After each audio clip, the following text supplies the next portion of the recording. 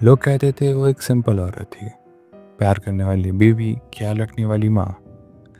लेकिन उसके घर के अंदर एक ऐसी कहानी लिखी जा रही थी जिसका अंजाम किसी ने सोचा भी नहीं था। सालों तक लोग उसके आसपास बीमार पड़ते रहे और एक दिन मौत भी आई। ये है एक ऐसी औरत की सच्ची कहानी जिसने दर्द भी दिया और दवा में भी मौत भी छुपा दी। स्टीलर नाम की ये औरत अपने पति ब्रूस के साथ रहती थी। They lives a normal life. Bruce काम करता, वो घर संभालती। लेकिन स्टीला के अंदर कुछ टूट रहा था। उसे लगता था कि ये जिंदगी उसके लिए नहीं बनी।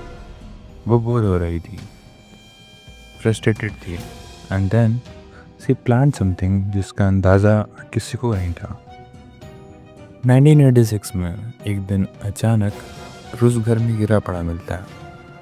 इमरजेंसी कॉल होती है, लेकिन हॉस्पिटल ले जाने से पहले ही उसकी डेथ हो जाती है।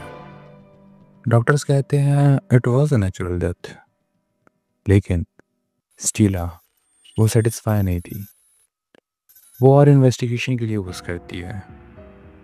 फिर कुछ दिन बाद वन वुमन नेम सुइस्नो एक्सीडरिंग पेन किलर लेने के बाद अचानक मर जाती है। पुलिस जब कैप्सूल्स टेस्ट करती है तो एक हॉरिफाइंग सच सामने आता है। कैप्सूल्स के अंदर साइनाइड मिला था। साइनाइड एक ऐसा पॉइजन जो बिना टेस्ट, बिना स्मेल, बिना वार्निंग के इंसान की जान ले सकता है। ये जानने के बाद लोगों के बीच ये अफवाह फैल गई कि कोई सीरियल पॉइजनर एक्टिव है। लोग डरे हुए थे, दवा लेने से पहले 10 बार सोच रहे थे।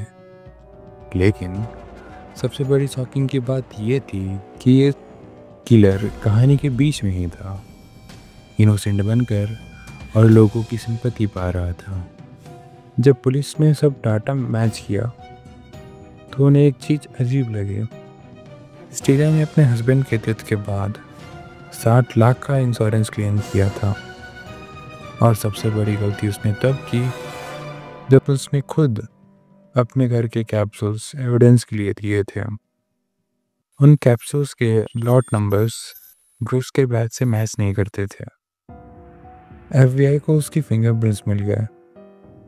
अब सब कुछ साफ था।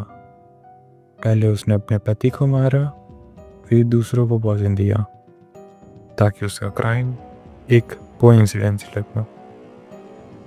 1988 में स्टीला को अरेस्ट किया गया। उसने कभी कन्फेस नहीं किया, लेकिन सबूत इतने स्ट्रांग थे कि कोर्ट ने उसे 90 साल की सजा सुनाई।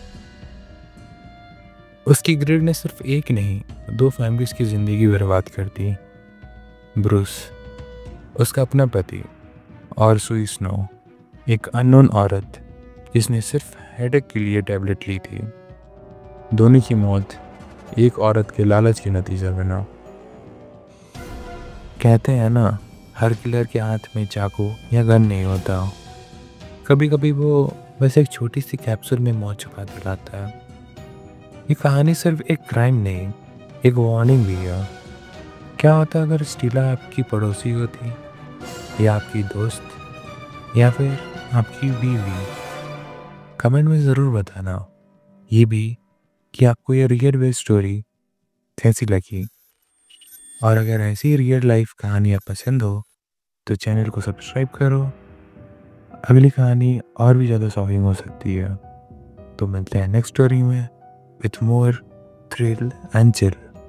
Bye bye.